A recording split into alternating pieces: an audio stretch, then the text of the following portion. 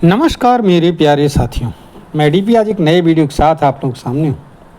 और मेरा ये वीडियो फिर आज सोनम वांगचुक के ऊपर है, जिनको अब एनएसए के तहत गिरफ्तार कर लिया गया। साथियों, मैं इन पर वीडियो कल ही बनाना चाहता था इस विषय पर, लेकिन कल कुछ तबीयत नहीं सही थी, इसलिए नहीं बना पाया। आइए ज़रा सा जानते हैं हम कि सोनम वांगचुक ने फाइनेंशियल कितना घोटाला किया। समझिएगा इसको, अदरवाइज न लीजिएगा। सोनम वांगचुक को फॉरेन फंडिंग मिलती थी, और आपको मालूम होना चाहिए कि फॉरेन फंडिंग अगर आप ले रहे हो तो आपको एफसीआरए के तहत रजिस्ट्रेशन कराना पड़ेगा। एफसीआरए क्या है? Foreign contribution regulation act. उसके बाद में ही आप विदेशों से चंदा ले सकते हो और उसकी उन्हें दे सकते हो। वैसे तो लगता है, देखने में ये लगता है हर समय कि वांगचुक ने लद्दाख लोगों की भलाई के लिए बहुत सारी संस्थाएं बनाई, एजुकेशन इंस्टीट्यूट बनाए। एक ज़मीन भी दी गई थी एजुकेशन इंस्टीट्यूट के नाम पर, लेकिन वो फिर ले ली गई क्योंकि 8 सालों तक उस पर एक ईंट का रोड़ा नहीं रखा गया कभी उस ज़मीन पर। तो बहुत सारी बातें रही। और फिर क्या हुआ कि सोनम वांगचुक को अल्टीमेटली आज गिरफ्तार कर लिया गया। क्या वित्तीय निमित्ता थी इनकी? इन्होंने एक इंस्टीट्यूट बनाया लद्दाख के लोगों की भलाई के लिए, Himalayan institute of alternative Ladakh.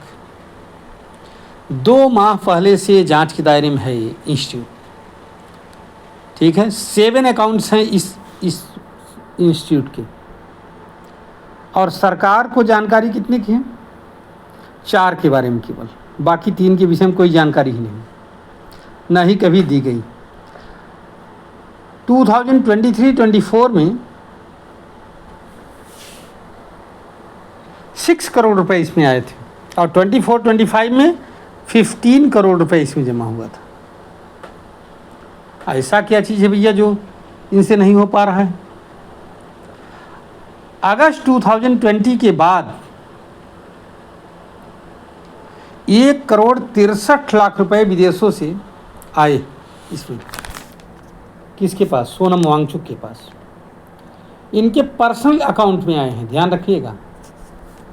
इनके पास 9 पर्सनल अकाउंट हैं, 9,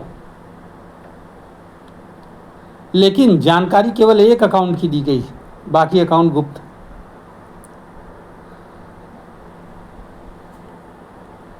तो यहां पर ध्यान रखने की बात है कि 9 अकाउंट में से एक अकाउंट की जानकारी है सरकार को, बाकी की जानकारी कभी शेयर ही नहीं की गई, दी नहीं की।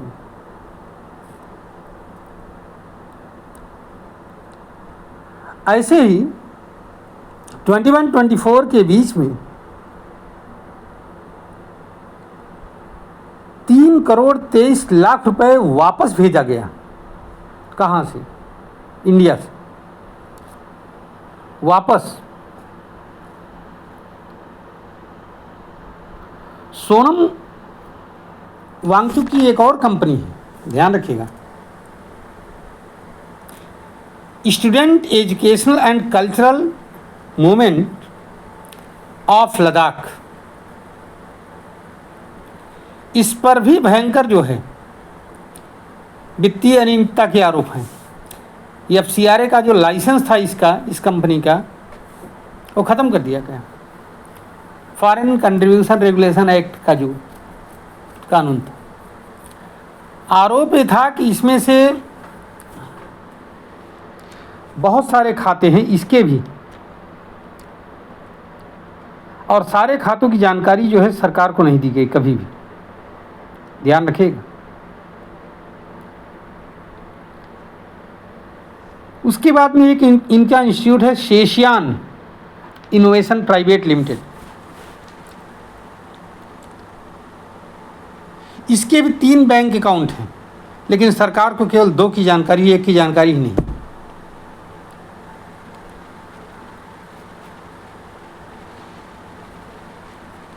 और इनका ये कहना है कि इस ट्रस्ट से 6.5 करोड़ रुपए ट्रांसफ़र किए गए, किसमें? शेशियान इनोवेशन प्राइवेट लिमिटेड में।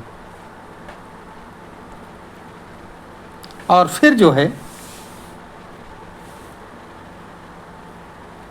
ट्रस्ट में क्या होता था, ट्रस्ट में और दान लेते रहे, ठीक है। और फिर जो है आज स्थिति आ गई, इसकी सारी की जांच बैठ गई। तो ये जो डिफरेंट इंस्टीट्यूट रहे, इनके विभिन्न कामों की जांच होनी चाहिए, इसमें कोई दो राय नहीं। चाहे सोनम वांगचुक हो, चाहे जो, नियम अपना काम करेगा। लेकिन अगर आप भड़काने का काम करोगे तो उस पर भी सरकार के पास सबूत होगा और वो गिरफ्तार कर सकते हैं। तो ये है पूरा हिसाब किताब सोनम वांगचुक का। इससे आप अंदाज़ा लगाइए कि इनके पास कितने बैंक खाते थे और कितने का खुलासा सरकार के पास था, कितने का नहीं था,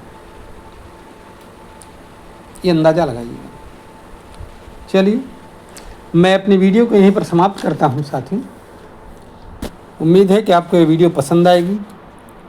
अगर पसंद आती तो आप इसको लाइक करिए, शेयर करिए और हमारे चैनल को सब्सक्राइब भी करिए। चलिए, इसमें हम लोग देखते हैं क्या हो सकता है आगे। हालांकि आज एनएसए के तहत सोनम वांगचुक को गिरफ्तार कर लिया गया है।